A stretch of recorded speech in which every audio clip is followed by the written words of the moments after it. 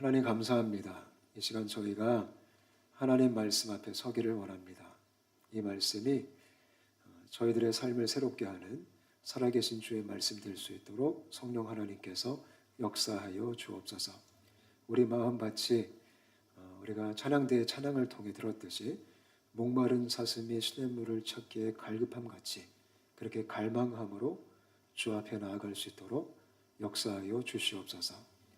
주님만을 기대하오며 살아계신 예수님의 이름으로 간절히 기도합니다. 아멘. 아멘. 오늘 갈라디아서 말씀 5번째 시간이고요. 주보 안쪽 보시면 설교 노트가 있으니까 참고하시면서 말씀을 나누도록 하겠습니다. 이 갈라디아서는 사도 바울이 갈라디아 지역에 있는 교회들에게 보낸 편지입니다. 근데 왜 편지를 썼냐면 그냥 안부 물으려고 편지 쓴 게 아니라 이 당시 갈라디아에 있던 교회들이 율법주의에 빠지게 됩니다. 거짓 교사들의 잘못된 가르침을 듣고 그들이 복음을 들은 지 얼마 안 돼서 율법주의에 빠지게 돼가지고 사도 바울이 그들을 다시 복음으로 돌이키기 위해서 갈라디아서를 쓴 겁니다. 그래서 갈라디아서는 굉장히 좀 심각한 편지입니다. 아주 짧지만 이 안에 복음의 핵심적인 내용들이 잘 담겨져 있어요. 저는 저와 여러분이 이 시리즈를 통해서 다시 복음으로 돌이키는 그런 은혜들을 경험했으면 좋겠습니다. 아멘. 지난주는 신앙의 변질이란 제목으로 말씀을 나눴는데요. 오늘 말씀과 좀 연결이 됩니다. 신앙은요, 변질될 수가 있어요. 갈라디아 교회도 변질이 됐잖아요. 근데 갈라디아 교회는 솔직히 이제 좀 어린 교회였는데 저희가 지난주 공부했던 내용을 살펴보면 예루살렘 교회도 율법주의의 영향을 받아요. 그게 좀 무서운 겁니다. 근데 예루살렘 교회 중에서도 이 교회의 아주 큰 리더십, 베드로마저도 율법주의의 영향을 받아서 은근히 이방인들과 밥을 먹다가 도망가요, 도망 안 가요? 도망갑니다. 그러니까 율법주의의 문화가 그에게도 스며든 거예요. 이와 같이 이 신앙의 변질은 누구에게나 찾아올 수 있어요. 그래도 목사님 나는 괜찮습니다. 우리가 그렇게 말할 수 있겠지만 사실 우리도 피해갈 수가 없어요. 그러니까 시간이 지나면서 은근슬쩍 가만히 우리가 영향을 받음으로 우리의 신앙이 조금씩 틀어질 수 있어요. 그러니까 신앙의 변질은 갑자기 훅 들어오지 않아요. 이게 서서히 우리를 마치 오염시키듯이 그렇게 무너뜨리는 거거든요. 저는 저와 여러분이 조심했으면 좋겠습니다. 성경에 이런 말 있는 거 아시죠? 선 줄 알거든 넘어질까? 조심하라. 우리가 정말 이 경계하는 경계심이 좀 있었으면 좋겠습니다. 아니면 베드로마저 이렇게 됐는데 하물며 우리는 오직 더 심하겠어요. 우리가 정말로 정말 주 앞에서 말씀 앞에서 몸부림을 치는 그런 모습이 있었으면 좋겠습니다. 근데 이런 변질이 언제 시작이 되냐면 지난주에 공부했던 내용이에요. 우리의 시선이 하나님으로부터 사람으로 바뀔 때 그때 변질이 시작이 돼요. 그러니까 쉽게 말씀드리면 하나님 눈치를 보다가 사람 눈치를 보기 시작할 때 그때 신앙의 본질이 바뀌기 시작해요. 여러분 저는 저와 여러분이 하나님을 두려워했으면 좋겠어요. 그러니까 사람이 무서우면 어느 순간 내가 믿던 진리를 타협할 수 있어요. 사람이 무서우니까요. 목회도 죄송하지만 마찬가지일 수 있어요. 목회가 언제 변질되냐면 좀 조심스러운 얘기지만 목사가 성도님들의 눈치를 보기 시작할 때 그때 목회자는 변질이 돼요. 그때 설교가 타협이 돼요. 그때부터 사람들이 좋아할 수 있는 말만 하고 싶은 거죠. 그냥 복받아라. 그렇게 시작된 게 기복주의 신앙이에요. 그렇게 시작된 게 번영주의 신학이에요. 그래서 신앙의 변질은 이렇게 사람을 두려워하기 시작할 때 시작되는 거예요. 저는 저와 여러분이 하나님 눈치 봤으면 좋겠습니다. 아멘. 물론 살다 보면 우리가 사람도 배려하고 사람 눈치도 좀 볼 수 있어야 돼요. 그러나 사람의 눈치 보는 게 내가 믿는 진리까지 타협시킨다면 그거는 변질의 시작입니다. 또 더 나아가 이런 사람 눈치 보는 것뿐만 아니라 내가 내 자신의 평판 그게 또 너무 소중해질 때 신앙은 변질됩니다. 남들이 나에 대해서 뭐라고 하나 나한테 박수를 쳐주나 나한테 어떤 댓글을 달아줬나 이제 이게 막 중요해지기 시작하면 그때부터 우리가 신앙이 삐딱해지기 시작하는 거예요. 아까도 제가 말했지만 베드로마저 넘어졌으면 우리도 충분히 그럴 가능성이 있을까요? 없을까요? 있습니다. 그래서 사도 바울이 발끈한 겁니다. 그래서 베드로 찾아가가지고 공개적으로 아니 베드로가 이러면 안 되지 않습니까? 이렇게 얘기한 겁니다. 아니 교회 리더십인데 이렇게 이방 교회 신방 와가지고 이렇게 율법주의적 문화와 성향을 보이면 이 갓 은혜 받은 갓 예수 믿게 된 이방인 성도들은 뭐가 됩니까? 이렇게 지금 따지기 시작한 겁니다. 왜냐하면 이 문제가 너무나 중요한 이슈였어요. 그러니까 베드로가 무너지면 다 무너질 수 있거든요. 그래서 사도 바울이 좀 무례했음에도 불구하고 그 정말 이 쫄따구 같은 사도가 이 대선배 사도를 찾아가서 담대하게 얘기를 한 겁니다. 그만큼 이게 너무나 심각한 이슈였습니다. 율법주의 되게 위험합니다. 그래서 오늘 이 시간은 저희가 율법주의에 대해서 약간 좀 같이 공부를 하고 더 나아가 우리가 정말 믿어야 되는 복음의 본질이 뭔지 한번 깊이 있게 생각해 봤으면 좋겠습니다. 거기 노트에 2번 보시면 제가 왜 느낌표, 물음표를 썼어요. 그러니까 사도 바울이 따지는 장면이에요. 베드로를 찾아가서 아니 왜 그랬습니까? 왜 본인도 지키지 못하는 것을 이방인 형제들에게 강요를 합니까? 이렇게 막 따지면서 율법주의의 문제점에 대해서 얘기를 하기 시작하는 거예요. 여러분, 율법주의가 뭘까요? 율법주의. 쉽게 설명해 드리면 율법주의는 완전히 인간 중심적인 신앙이라는 거예요. 다 나에 대한 거예요. 그게 율법주의의 핵심적인 특징이에요. 그러니까 하나님이 한가운데 있는 게 아니라 사람이 한가운데 있는 거예요. 아주 종교적으로 보이고 아주 근사해 보이고 아주 영적으로 보여도 율법주의는 결국 사람에 대한 것이고 사람에 의한 것이고 사람을 위한 것이에요. 그게 율법주의의 무서운 점이에요. 이 율법주의는 인간의 죄성과 너무 잘 맞아요. 왜냐하면 인간의 죄성은 자기밖에 모르는 게 죄성이잖아요. 인간은 태어날 때부터 자기가 자기 인생의 주인으로 태어나요. 그게 죄라는 거예요. 그래서 꾸준히 열심히 평생 자아추구하면서 자기의 성을 쌓으며 살아가는 게 인간의 인생이에요. 그게 종교적으로 말하면 율법주의하고 딱 잘 맞아요. 내가 종교적으로도 나의 열심과 나의 헌신과 나의 순종과 나의 어떠한 노력으로 내가 이런 영적인 경지에 이르른다. 이게 율법주의예요. 그러니까 하나님의 은혜, 하나님의 자비, 하나님의 긍휼을 어떻게 보면 대적하는 게 율법주의적 신앙이에요. 이 당시 유대인들은 뭘 믿었냐면 예수를 믿었음에도 불구하고 자기들의 아이덴티티를 믿었어요. 우리는 선택받은 족속이다. 우리는 유대인이다. 우리는 이방 주인들하고 다르다. 그 아이덴티티에 목숨을 걸어서 선민 사상이 있었어요. 우리는 하나님이 특별히 우리를 골라내 주셨다. 그래서 우리는 유대인인 이상 우리는 더욱더 가까이 구원에 이를 수 있다. 그래서 그들은 그걸 믿었던 거예요. 또 뭘 믿었냐면 행위를 믿었어요. 우리가 이렇게 의식을 하고 이렇게 지킴으로 우리는 제사를 지내므로 우리는 율법을 받은 족속이기 때문에 우리는 구원에 이를 것이다. 온통 자기들의 정체성, 자기들의 행위를 의지하면서 이것이 하나님이 우리를 받으시는 근거다. 이게 율법주의적 티칭이에요. 근데 예수를 믿었음에도 불구하고 그것이 그대로 고스란히 그들의 습성과 문화 속에 자리 잡게 되면서 교회가 변질이 된 거예요. 근데 오늘날도 무서운 게 뭐냐면 요즘 현대 기독교 안에도 율법주의가 정말 많이 들어와 있습니다. 아마 여러분 생각에는 목사님 저는 율법주의가 아니에요 이렇게 말할 수 있겠지만 은근히 가만히 우리 안에 율법주의적 기대감과 율법주의적 보상심리가 얼마나 많은지 아십니까? 우린 가끔 그런 얘기합니다. 내가 이렇게 순종해서 하나님이 이렇게 해주셨어. 율법주의입니다. 내가 이렇게 헌신해서 이런 결과물, 이런 열매가 맺혔어. 특히 목회자들이 그런 얘기 많이 하죠. 내가 이렇게 열심히 생명 걸고 시간 바쳐서 헌신해가지고 교회를 이렇게 일궜어. 율법주의입니다. 거기에 자기 공로가 들어가 있고 자기 노력이 들어가 있고 자기 평판이 다 들어가 있는 거죠. 근데 은근히 그런 것들이 아주 영적으로 위장해서 우리 안에 찾아와 있어요. 요즘도 그래요. 그래서 그거를 자랑합니다. 얼만큼 기도했니? 기도 더 해야 돼. 내가 기도 안 해서 안 되고 내가 기도해서 됐어. 율법주의입니다. 우리 그런 얘기를 얼마나 많이 해요. 그렇죠? 우리 고3 엄마들이 아이들이 대학 못 가면 엄마의 기도가 부족해서 못 간 거야. 공부 안 해서 못 간 겁니다.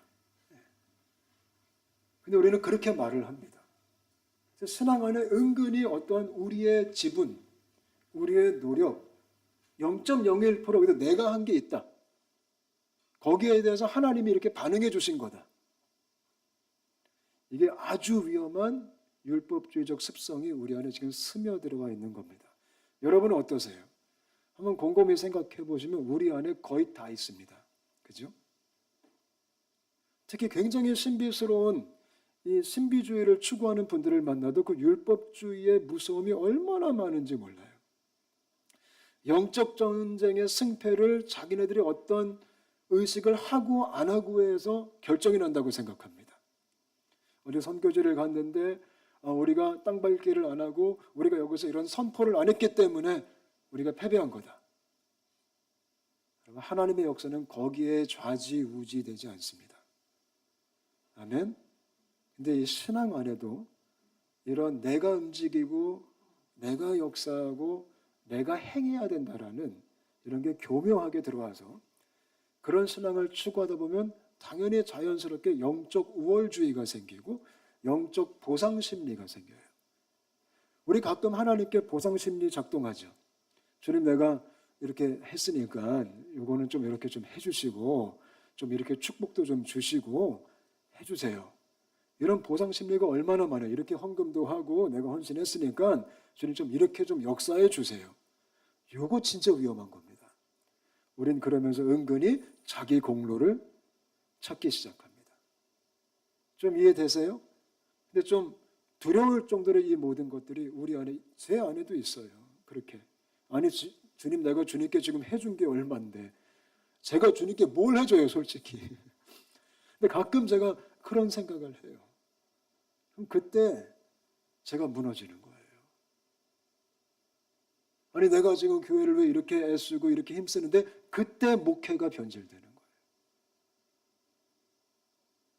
제가 이번 주에 그런 생각을 좀 많이 했어요. 요즘 제가 그런 얘기를 좀 들어요.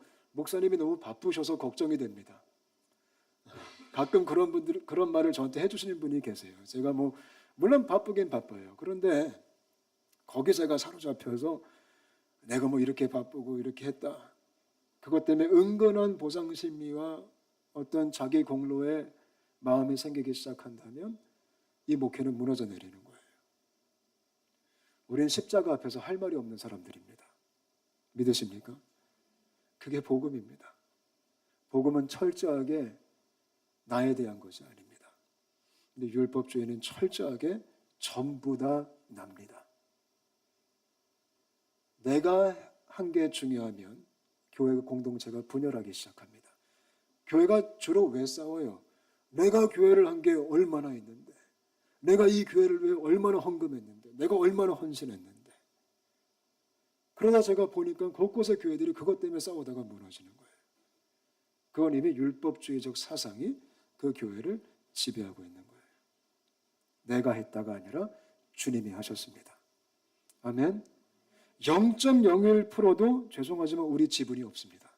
복음에 있어서는 100% 예수님이 지분을 다 갖고 계십니다. 아멘. 숟가락 하나 얹겠다. 안 됩니다. 주님이 하신 거에 우리가 동참하는 겁니다. 나는 0.0001%도 없다. 아주 깔끔한 게 복음입니다. 그래서 사람들이 복음을 싫어합니다. 왜냐하면 인간은 내가 그래도 조금 들어가 있어야 되거든요. 내 이름 석자가 좀 박혀 있어야 되고 크게는 아니더라도 그냥 조금이라도, 그죠? 우리가 어떤 기부할 때 그래도 기부한 거 거기 좀 이렇게 이름 좀 적혀 있으면 좋잖아요, 그죠? 그래서 옛날에 한국 전통적 교회는 주보에 항상 뭘 실었죠? 헌금한 사람 이름을 실었습니다.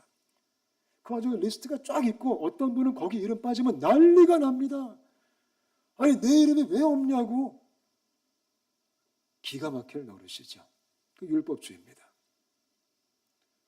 우리가 어떤 좋은 일을 하도 우리는 그걸 통해 인정을 받고 싶습니다. 그것도 율법주의적 마인드입니다. 제가 지난번에 그런 얘기했죠. 기독교 방송국을 가도 기부자 명단이 써 있습니다. 기부자 명단.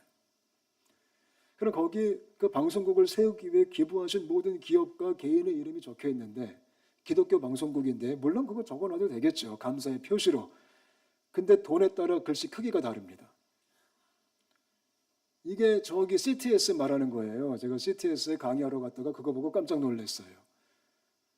금액에 따라 글씨가 이만하고 그리고 금액이 작을수록 점점 작아집니다. 그게 CTS 그 방송국 큰 홀의 로비에 있습니다. 그게 오늘날 현대 기독교의 모습입니다.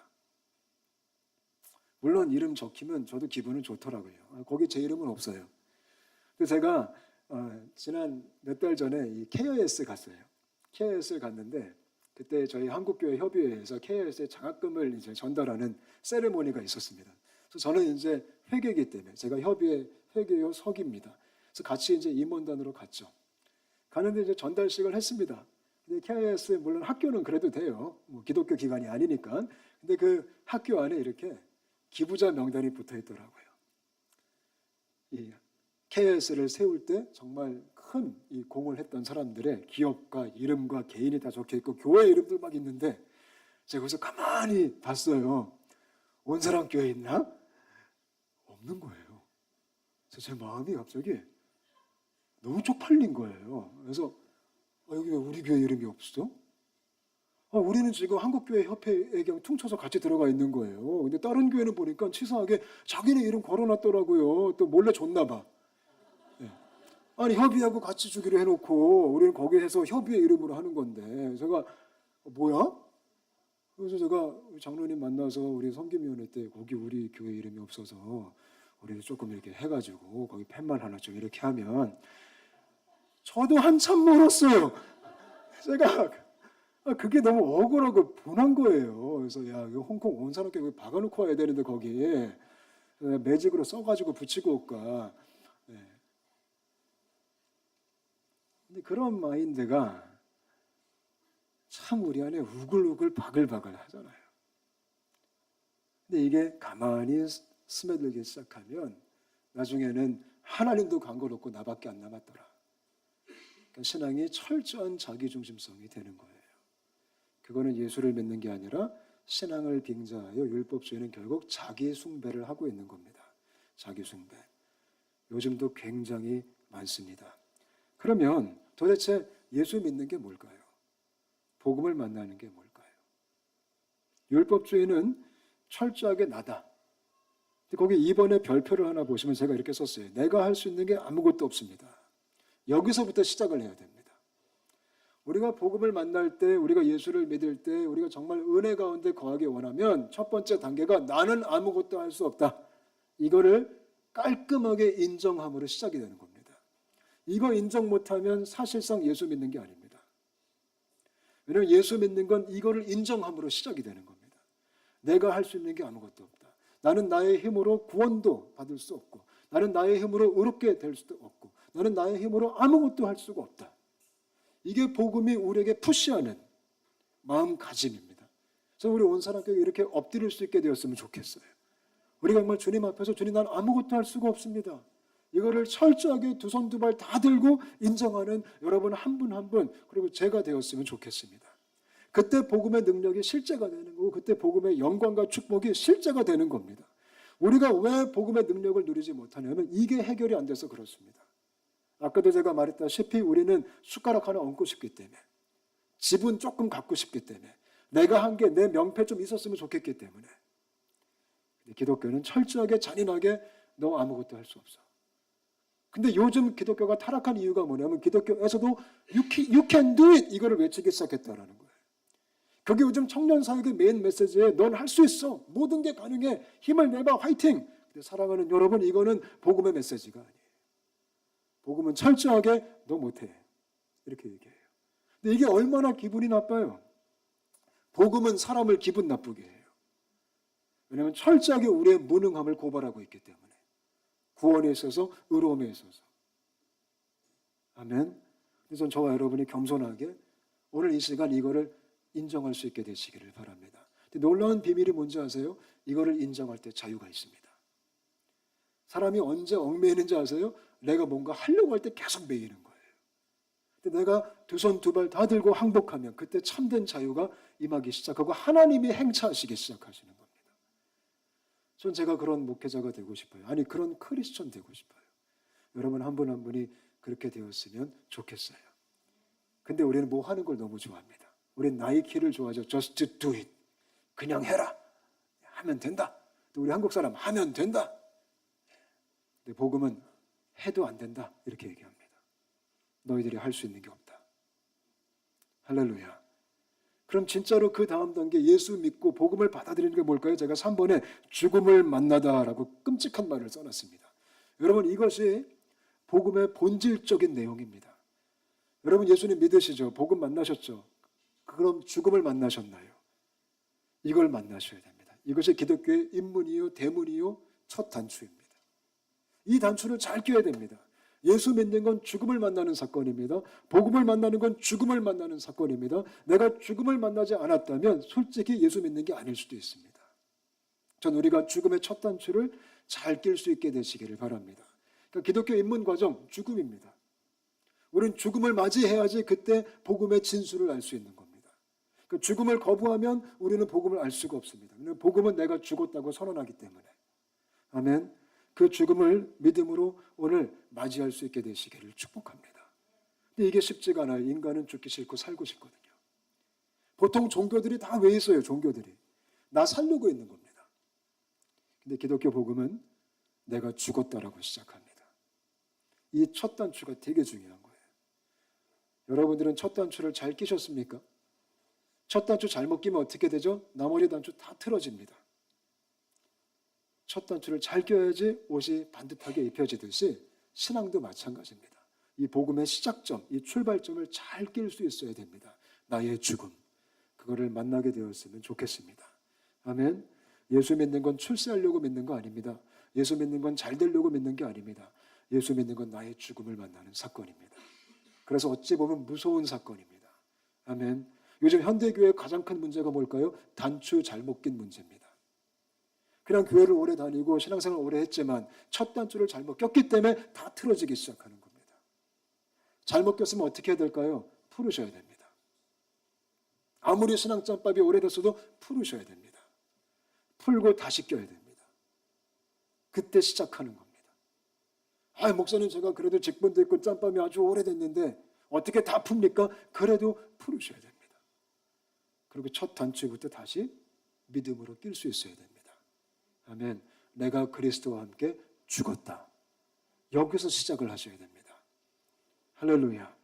갈라디아서 2장 20절 제가 너무 좋아하는 성경 구절인데 여러분 이거는 좀 암송하셔야 됩니다. 이런 말씀은 좀 암송하고 우리가 좀 외울 수 있어야 돼요. 내가 그리스도와 함께 십자가에 못 박혔나니 그런즉 이제는 내가 사는 것이 아니요. 이 끔찍한 말씀 앞에 우리가 솔직하게 섰으면 좋겠습니다. 할렐루야. 예수님 믿는 거는 이 죽음 앞에 내가 그거를 받아들이고 그거를 인정하고 이제는 내가 끝났고 오직 내 안에 그리스도가 사신다.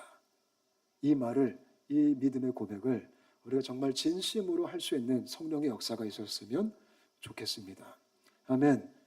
근데 뭐에 대해 죽었을까요? 거기 제가 3번에 두 가지 썼어요. 율법에 대한 죽음. 사도 바울의 고백이죠. 내가 율법에 대하여 죽었다. 율법에 대하여 죽은 게 뭘까요? 자기 노력에 대해 죽은 겁니다. 내가 구원에 있어서 할 수 있는 노력이 없다. 자기 노력에 대해 죽은 거예요. 우리가 철저하게 이 죽음을 만났으면 좋겠습니다.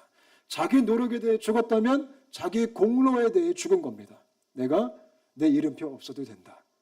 자기 공로. 그리고 자기 우월. 나는 이만큼 이뤘다. 거기에 대해서 내가 죽었다라는 거예요. 저는 특별히 요즘 심각한 게 이 신앙의 자기 우월성이에요.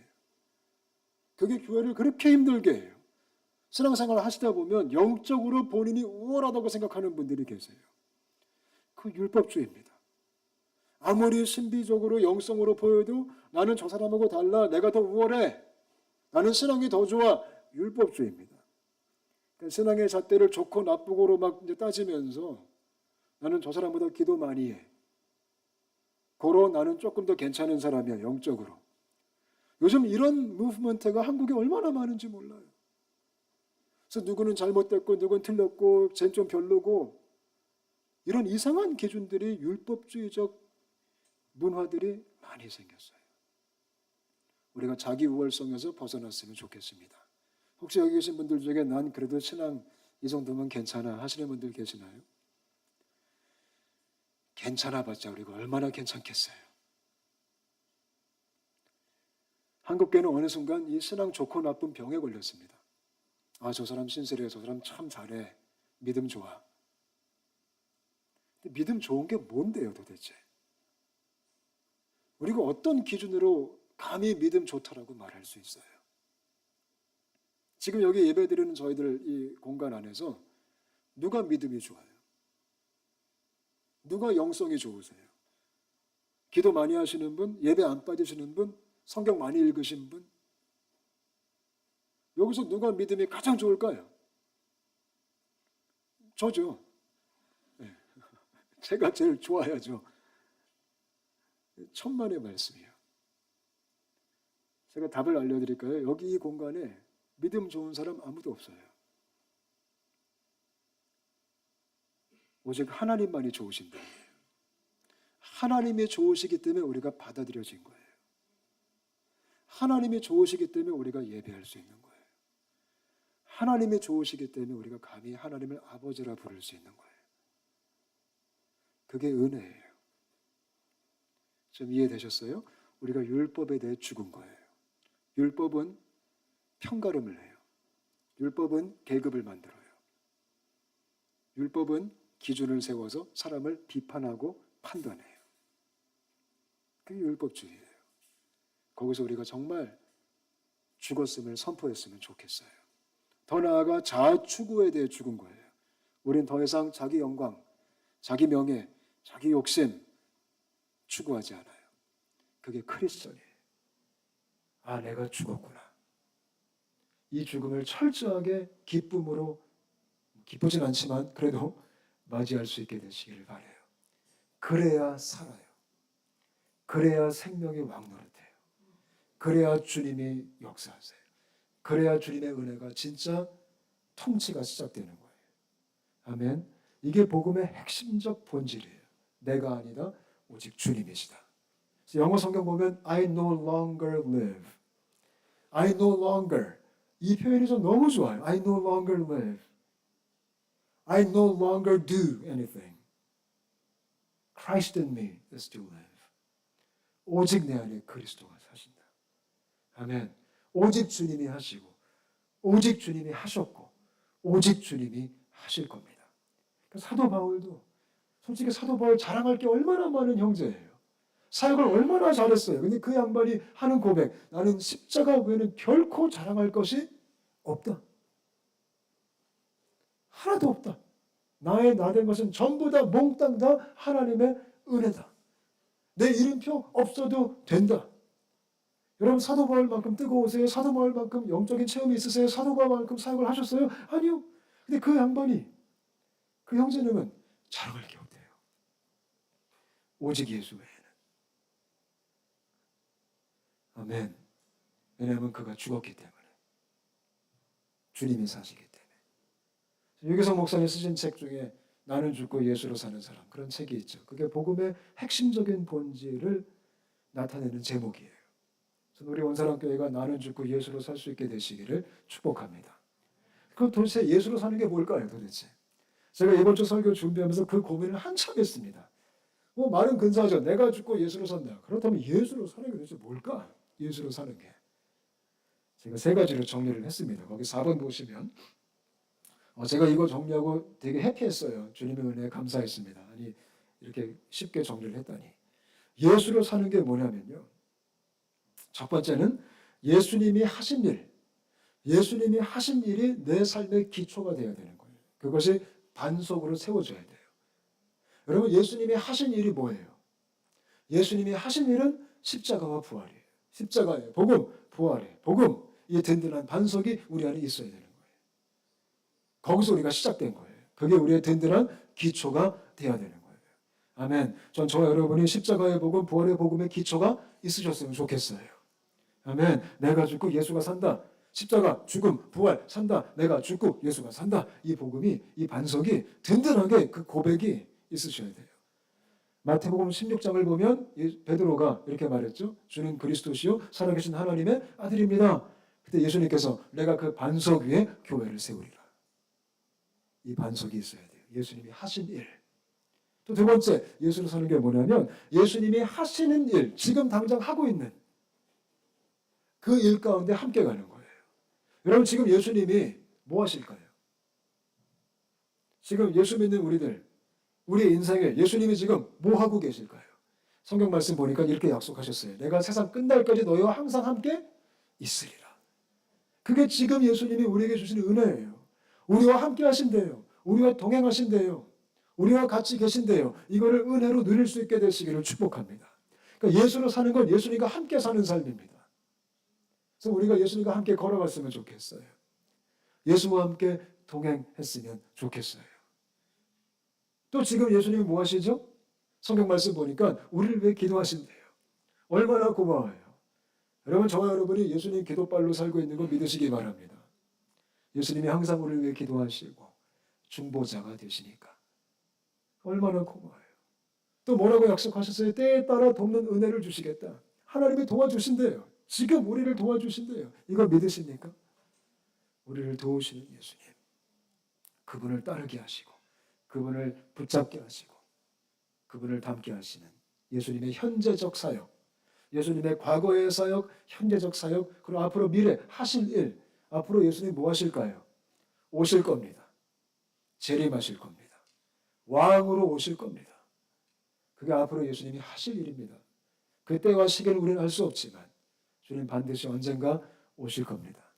주님의 오심을 믿는 사람은 어떻게 살까요? 소망 가운데 살아갑니다. 그 사람은 소망이 있는 거예요. 아무리 절망 중에 있더라도 소망이 있습니다. 왜? 예수님이 오실 거니까. 할렐루야. 그런 소망이 있게 되시기를 축복합니다. 이게 예수로 사는 겁니다. What Jesus did, what Jesus is doing, what Jesus will do. 그 안에 우리가 든든한 반석 위에 서서 주님과 함께 동행하면서 예수님을 소망하면서 살아가는 게 크리스천입니다. 나는 죽고 오직 예수로 사는 겁니다. 저와 여러분이 정말 이 마지막 때에 이 복음의 본질 위에 든든히 서서 내가 아니라 오직 주님을 높이는 그런 신앙의 길을 참되게 걸어가셨으면 좋겠습니다. 그래서 우리 교회를 통해서 우리는 예수님의 십자가 외에는 결코 자랑할 것이 없다. 온사람교회 유일한 자랑거리 예수님이었으면 좋겠습니다. 우리 교회 뭐 이거 좋아 저거 좋아 물론 그럴 수 있죠. 그러나 그런 모든 것보다 오직 예수 그리스도 그거 하나면 충분한 겁니다. 아멘. 같이 한번 기도하겠습니다. 우리 합심해서 같이 기도하실까요? 우리 같이 기도하실 때 하나님 정말 이 복음의 본질 속에 살게 하여 주옵소서. 은근히 우리 안에 율법주의적 심리가 있어요. 율법주의적 익숙함이 있어요. 그건 인간의 본능이에요. 이 시간 고백할 때 우리가 주님 그것에 대해 내가 죽었습니다. 내가 죽었습니다. 내가 그리스도와 함께 십자가에 못 박혔습니다. 우리 안에 여전히 남아있는 이런 자기 공로, 자기 우월, 자기 영광, 보상심리, 자기 인정, 지금 이 모든 게 십자가상에서 함께 죽었습니다.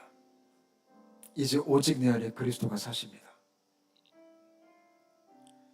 여러분 신기한 게 뭔지 아세요? 그렇게 살 때 행복할 수 있습니다. 하나님이 우리 괴롭히려고 이런 사람이 싫어할 만한 내용의 복음을 주신 게 아니에요. 왜냐하면 이 안에 생명이 있고 우리는 예수로 살 때 참된 평안과 참된 기쁨과 참된 행복을 누릴 수 있어요. 이 복음 앞에 저와 여러분이 오늘 이 시간 온전히 진실되게 우리 삶을 좀 내어드리면서 함께 합심하여 같이 기도하시겠습니다. 기도하겠습니다. 하나님 감사합니다. 주님.